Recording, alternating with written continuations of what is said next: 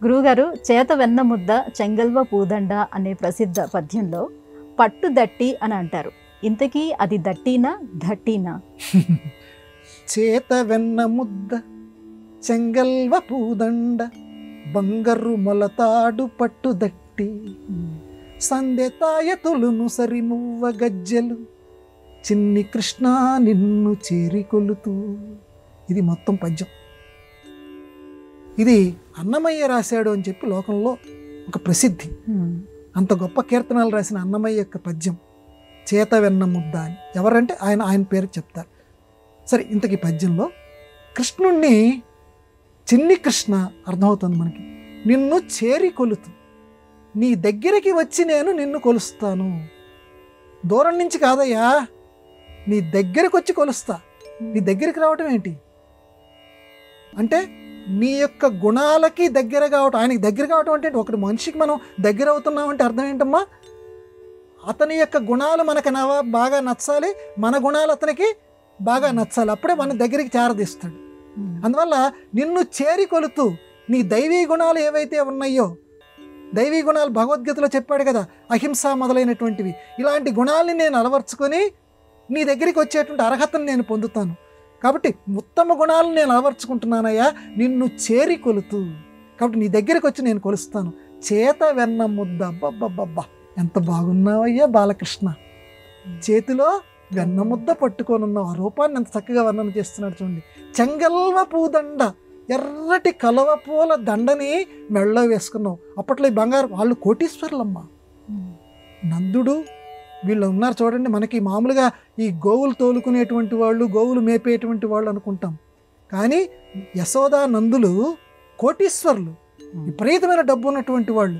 మరి ఏంటండి ఆవుల్ని తోలుకోవటం ఇదేంటండి అంటే కులవృత్తి. ఆ రోజుల్లో మన సంస్కృతి ఆరాధించింది. మన భాగవత గ్రంథం ఈనాటి సమాజానికి కూడా చెప్తోంది, నీకేదైతే సంబంధించి ఉందో స్వధర్మే నిధనం శ్రేయః పరధర్మో భయావహ. నీకేదైతే ధర్మం ఉందో ఆ ధర్మాన్నే నువ్వు పాటించు. అందువల్ల అంత కోటీశ్వరులు అయినప్పటికీ ఆవుల్ని మేపటం వాళ్ళ వృత్తి, వాళ్ళ కుల వృత్తి. అందుకని మేపేవాళ్ళు. అంత గొప్ప రాజు కూడా. కాబట్టి సరే, మళ్ళీ వేరే విషయానికి వెళ్ళిపోతున్నాం. చెంగల్వ పూదండ బంగారు మొలతాడు. కాబట్టి ఆ కులవృత్తి ప్రకారంగా, ఆచారం ప్రకారంగా మెళ్ళో ఎర్రటి కలవపూల దండేసుకున్నట్ట. వాళ్ళ అమ్మగారు బంగారపు గొలుసెయ్యల యశోద చెంగల్వ పూ దండేసిందట. ఎర్ర కలవ పూలతోటి మనోహరంగా ఉండే దండేసింది. బంగారు మొలతాడు, బంగారంతో చేసిన మొలతాడు పెట్టిందట. పట్టు దట్టి. ఇక్కడ మన ప్రశ్న, పట్టు దట్టినా పట్టు దట్టినా? అది ఒత్తు కాదమ్మా, పట్టు దట్టి.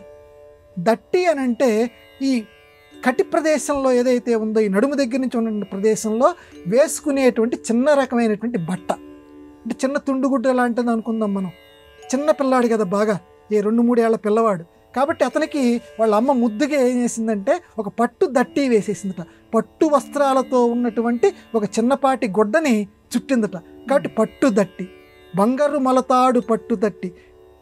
సంధ్య తాయతులను వాళ్ళ కులాచారం ప్రకారం ఇప్పటికీ వేసుకుంటుంటారు. కొంతమందికి పిల్లవాడికి ఎటువంటి గ్రహదోషాలు రాకూడదని చెప్పి కొందరు తాయెత్తులు కడతారు.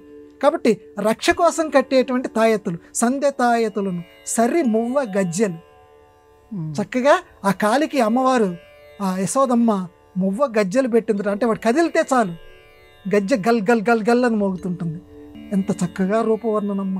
అటువంటి చిన్ని కృష్ణ నిన్ను చేరి కొలుతూ, నిన్ను కొలుతూ కాదు, అందుకే అన్నమయ్యకి జోహార్, నిన్ను చేరి కొలుతూ, నీ గుణాలను అలవర్చుకొని, అంటే నీ దగ్గరికి రాగలిగినటువంటి అర్హతని సంపాదించుకొని, అంటే ఉత్తమత్వాన్ని నేను సంపాదించుకొని నీ దగ్గరికి వస్తున్నాను, నీ మనస్సుకు దగ్గరగా వస్తున్నాను, నిన్ను నేను కొలుస్తుంటానయ్యా, నన్ను నువ్వు ఆశీర్వదించు, ఎప్పటికీ కూడా నువ్వు ఆశీర్వదించు అని చెప్పి ఒక మనోహరమైనటువంటి భావన.